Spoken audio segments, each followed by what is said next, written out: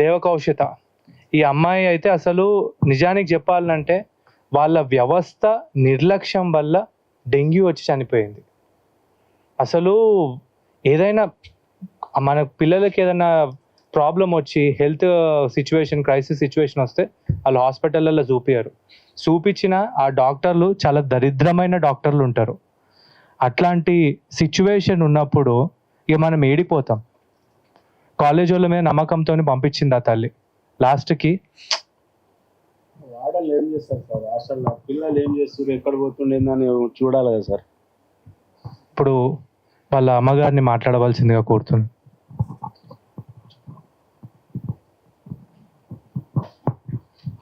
అందరికీ నమస్కారం.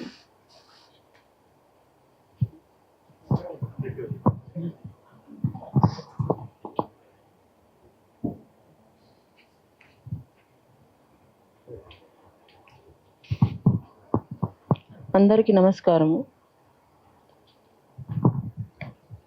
నమస్కారం. మా పాప పేరు శ్రీపతి దేవకౌశిత. విజయవాడ నిడమలూరు కాలేజీ, నారాయణ కాలేజీలో ఫస్ట్ ఇయర్ చదువుతుంది. మా అమ్మాయి 10th క్లాస్ బాగానే చదివింది.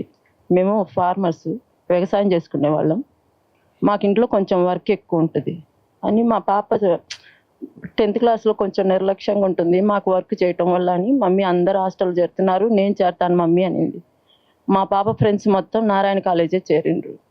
నేను చేరతాననేది. వద్దులేమా, అంత దూరం చేరలేము, మనం ఒంటరిగా వాళ్ళము, మనకు కొంచెం బడ్జెట్ అంత కట్టలేనులే నాన్న నేను అని చెప్పా. 3 days అన్నం తినలేదు. సరే వాళ్ళ నాన్నకు నచ్చ చెప్పుకున్నా. మా పాపకు వాళ్ళ అంటే మా అక్కయ్య అడాప్ట్ చేసుకుంది. ఆమెకు చెప్పా, వద్దులమ్మ అంత దూరం, చాలా దూరము, మళ్ళీ మనం పోలేము అనేది. సరే అమ్మ నేను నాకు చదివితే అక్కడే చదువుతా, అలాంటి నేను చదవను అనింది.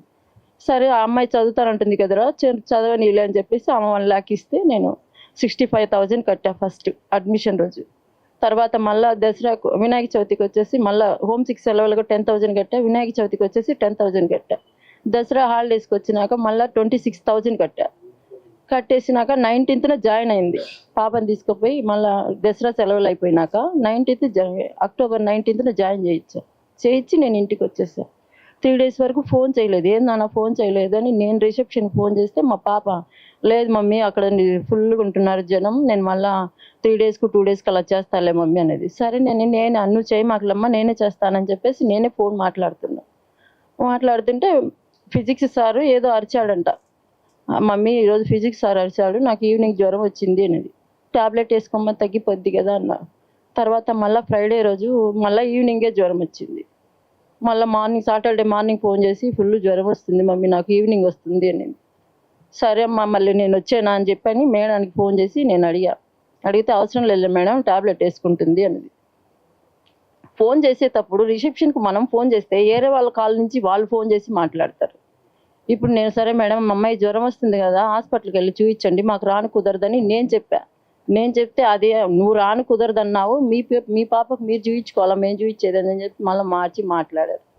ఇప్పుడు ఎన్నైనా వాళ్ళు మాట్లాడతారు, మేమేం మాట్లాడగలం. సరేనని నేను సండే రోజు అయిపోయింది. సాటర్డే కూడా మళ్ళీ మండే ఫుల్ ఫీవర్, సిక్ రూమ్లో ఉందండి. సండే మండే రోజు నేను మామూలుగా మళ్ళీ మండే ఈవినింగ్ వెళ్ళిపోయి కరెక్ట్గా మంగళవారం ఎర్లీ మార్నింగ్ పోయి మా పాప కాడికి పోతే పైనుంచి పాపని ఇద్దరు పట్టుకొని తీసుకొస్తున్నారు. ఏందమ్మా అంటే, మమ్మీ నాకు అస్సలు నడవని శక్తి లేదు, నేను మేడానికి చెప్పాను, ఆముండి మీ అమ్మ రావాలి కదా, మీ అమ్మ వస్తే తీసుకెళ్తాము అని చెప్పి అన్నారు. నేను వెళ్ళి మేడాన్ని అడిగా. అక్కడ అడిగితే నేనుండి మేడం మీరు ఇక్కడ హాస్పిటల్లో నాకు తెలియదు, మీరు ఎవరైనా పంపిస్తే నేను హాస్పిటల్లో చూపించుకుంటాను మేడం అన్నా. వస్తా ఉండనింది, వెళ్ళింది, ఇంకా రానే లేదు. తర్వాత మళ్ళీ అవుటింగ్ పాస్ ఇవ్వాలంటే మేడం ప్రిన్సిపల్ మేడం రావాలి కదా, ఆమె దగ్గరికి వెళ్తే ఆమె ఒక 2.5 hours అట్లా ఇట్లా చేసి 12 గంటలు అయింది. సరే మేడం రాలేదమ్మా ఇంటికని వీళ్ళ డాడీకి ఫోన్ చేసి నేను అడిగితే సరేలే అక్కడ చూపించండి కుదరదు అంటున్నావు కదా, ఇంటికి తీసుకురా అన్నది. ఇంటికి తీసుకొని వచ్చేసి 5 అయింది, ఈవినింగ్ 5 అయింది. ఈవినింగ్ 5 అవుతున్నాగా మళ్ళీ వెంటనే హాస్పిటల్కి వెళ్ళి మేము బ్లడ్ టెస్ట్ అవి చేయించాము. పాపకు బాటిల్ అవి పెట్టారు, చూపిస్తే ప్లేట్లెస్ పడిపోయాయమ్మా, ఎక్కడికన్నా బయటికి తీసుకెళ్ళండి అన్నారు. ఎక్కడ తీసుకెళ్ళాలా? మళ్ళీ మార్కాపురం వెళ్ళేసి అక్కడ ట్రీట్మెంట్ తీసుకుంటుంది.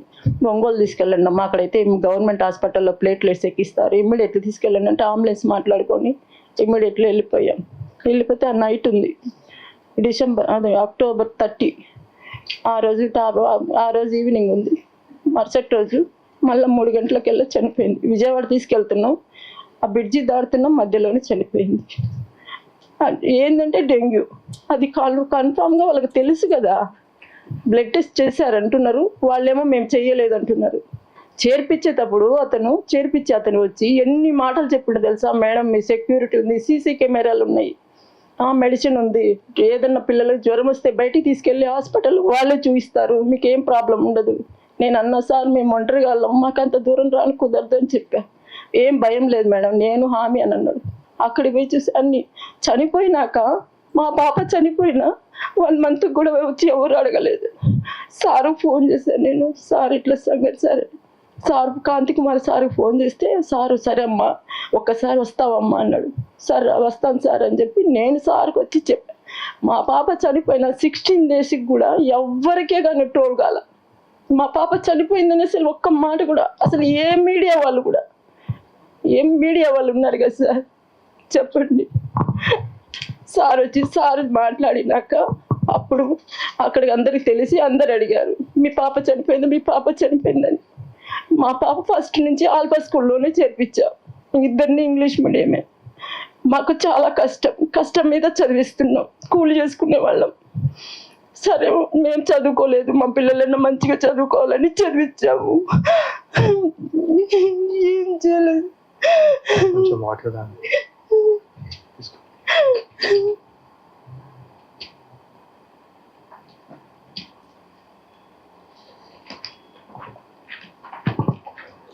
కంప్లైంట్ రాసుకున్నాం. సార్ రాసిచ్చారు. ఆ కంప్లైంట్ తీసుకొని పవన్ కళ్యాణ్ దగ్గరికి వెళ్ళాం. అక్కడికి వెళ్తే ఏం కావాలమ్మా మీకు అన్న. సార్ మా పాప చనిపోయింది నారాయణ కాలేజీలో అని చెప్పి మేము అన్నాం. అంటే ఇప్పుడు మీ పాప చనిపోయింది కదా, ఇప్పుడు ఏమన్నా మీ పాపని ఎవరన్నా తీసుకొచ్చిస్తారా అంటే, అసలు కనీసం పిటిషన్ చదవాలి కదా, కనీసం అది చదవాల. ఆయన కాడికి పోవాలంటే 8 మందిని దాటిపోవాలి. ఆయన ఎప్పుడు మమ్మల్ని పిలుస్తాడు, ఎప్పుడు మాట్లాడతాడు, ఎప్పుడు చెప్తాడు మాకి? కనీసం అసలు ఏమైంది అనేది ఏ రాజకీయం ఉందా? నారాయణ అంటే అసలు కనీసం నారాయణ కాలేజీలో పాప చనిపోయిందని ఎవరన్నా చెప్పారా పేపర్లో? కానీ ఇక్కడ తెలంగాణలో తప్ప ఏపీలో ఒక్క ట్రోల్ అని వచ్చిందా? తెలంగాణలో పేపర్లో బ్యాట్లు అన్నీ వేస్తే అప్పుడు ఏపీలో తెలిసింది. మీడియా ఏం చేస్తుంది, పోలీసు వాళ్ళు ఏం చేస్తున్నారు, స్టూడెంట్స్ ఏం చేస్తున్నారు, టీచర్లు ఏం చేస్తున్నారు? ఒక్కరన్నా కనీసం చేర్పించిన అతనన్నా చెప్పాడా మీ బాబ చనిపోయిందమ్మా ఇట్లా సంగతి ఏంది మాట్లాడదామని ఎప్పుడన్నా అన్నారా? అడిగారు? అసలు చేర్పించేటప్పుడు ఎన్ని కథలు ఎన్ని మాటలు చెప్పిండ్రు. ఒక్కసారి పట్టు 4 సార్లు ఇంటికి వచ్చిండు. 5,500 అడ్మిషన్ తీసుకున్నాడు, అడ్మిషన్ రాయించుకోవటానికి. తర్వాత మళ్ళా మీకు ఏ భయం లేదన్నారు.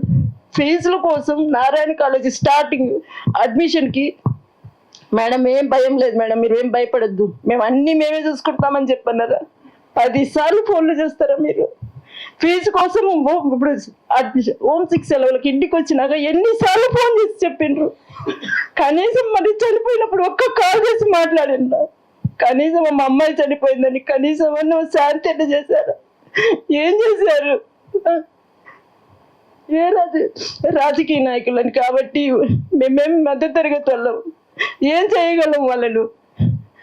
మీడియా వాళ్ళు ఏ మీడియాలు ఉన్నారు? ఈ తెలంగాణ మీడియా తప్ప ఏపీలో ఏ మీడియా వచ్చి అడిగింది? ర్యాంకులు చెప్తారు సార్, ర్యాంకులు ఎందుకు చెప్పరు? ఒక మధ్య తరగతి బిడ్డ చనిపోతే ఎవరు వచ్చి చెప్తారు సార్? ఏం చేయాలి సార్? ఇప్పుడు ఈ పాపని ఎవరు తీస్తారు సార్? మీకేం కావాలమ్మా? సరే నేను వస్తానమ్మా, కాలేజ్ దగ్గరికి వెళ్ళి మాట్లాడదాం. ఏం మాట్లాడాలా? ఏం మాట్లాడుకుంటాను సార్ నేను? వాళ్ళు ఫోన్ చేసి నన్ను అడగాలమ్మా ఏమైంది ఏంది అనేది.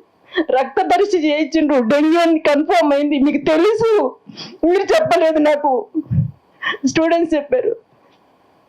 ఫిజిక్స్ సార్కి ఏం సంబంధం? చెప్తే చెప్పు, చదువు లేకుంటే లేదు.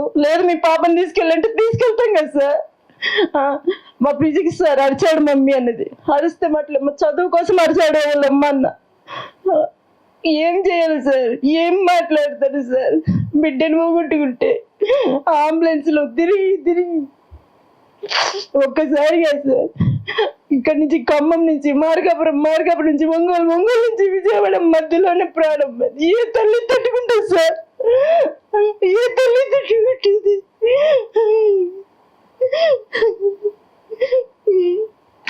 చూడండి సార్,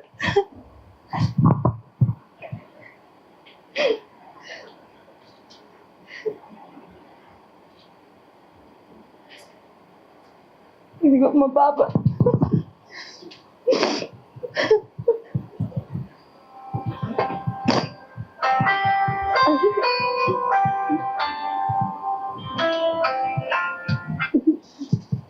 అయ్యో శవం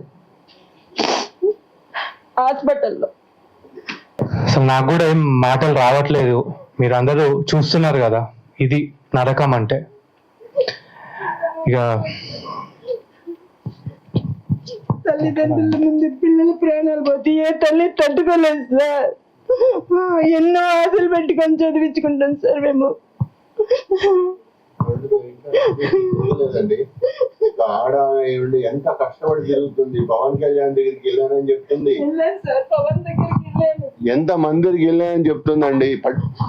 రాజకీయ నాయకుల దగ్గరికి వెళ్తే ఏం కావాలి అని అడుగుతారు తప్పితే వేరే విషయాలు ఏం మాట్లాడరండి.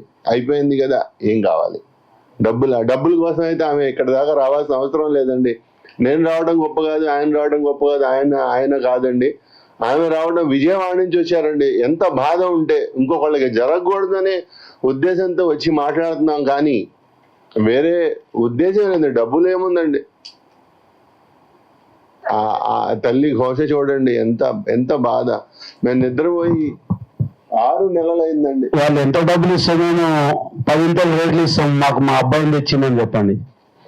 కరెక్ట్ వాళ్ళు ఉంటే వాళ్ళు భయం అనేది లేదు, ఎవరికి లేదు. విద్యా వ్యవస్థ మంత్రులకు లేదు, కాలేజీ యజమానికి లేదు, మేనేజ్మెంట్కి లేదు. మెయిన్ విశాలమైన గ్రౌండ్స్, రూమ్స్, ఫ్యాన్స్ ఏముండవు. దోమల ఘాటుకి ఇన్ని లక్షలు పెట్టి మనవే బుద్ధి తక్కువ. అసలు పేరెంట్స్ బుద్ధి తక్కువ. ఏంటంటే పిల్లలు హాస్టల్లో పెట్టుడు అంటే చెప్పేది కాదు, చదివిద్దామని మనం తాపత్రపడి మన పడ్డ కష్టం కంటి చూపుతో కూడా చూడొద్దని చెప్పి మన పిల్లల్ని హాస్టల్లో చేర్పిస్తాం. ఎందుకంటే మంచి చదువుకోవాలని. మన పడ్డ కష్టం వాళ్ళు పడవద్దు అని చెప్పేసి చదివిస్తాము. కానీ మనకి ఇట్లా శోక సమయంలో ముంచేసి చిన్న పిల్లలు చనిపోతున్నారు. ఎవరికి జరగదు ఇది. గవర్నమెంట్ కూడా ఇప్పటి నుంచైనా చలనం వచ్చి వాళ్ళు దీని మీద ఖచ్చితమైన మీడియా సోదరులు కూడా, ఈ మీడియా ర్యాంకుల గురించి అయితే 1, 2, 2, 3 అంటారు, కానీ ఇది వేస్ట్. ఈ చైతన్య నారాయణ అనేది వరస్ట్ కాలేజ్. ఇది ఇంకా పేరెంట్స్ కి అందరికీ చెప్తున్నాను నేను, ఈ కాలేజీలో పిల్లలకి అసలు జాయిన్ చేయట్లేదు. ఇది పిల్లలకి తల్లిదండ్రులకి తెలియాలనే మేము వచ్చామండి, వేరే ఉద్దేశం కదా. మాకు తెలియక మేము జాయిన్ చేసాం. పొరపాటును కూడా నారాయణ చైతన్య కాలేజీలో జాయిన్ చేయొద్దండి. జాయిన్ చేస్తే కూడా మీరు చెక్ చేసుకోండి, మీ పిల్లలు ఎలా ఉన్నారు, వాళ్ళ పరిస్థితి ఏంటి, అక్కడ ఫెసిలిటీస్ ఉన్నాయా లేదా, ఆ విషయం చెప్పడానికే వచ్చామండి ఇక్కడ వరకు మేము. ఈ చిల్డ్రన్స్ రైట్స్ అని ఆఫీసర్స్ ఉంటారండి, వెళ్ళి చెక్ చేస్తుంటారు ఈ కాలేజీ వాతావరణం సరిపోయింది లేదా, పిల్లల రూమ్స్ అవి కరెక్ట్గా ఉన్నాయి లేదో. వాళ్ళు ఏం చేస్తున్నారు? Rangareddy police the children's rights officer అంటండి మాకు ఫోన్ చేశాడు. ఫోన్ చేసి, సార్ ఇలాగా మీ బాబు ఇన్సిడెంట్ జరిగిందంట. మేము చాలా టఫ్ టైంలో ఉన్నప్పుడు కాల్ చేశాడండి.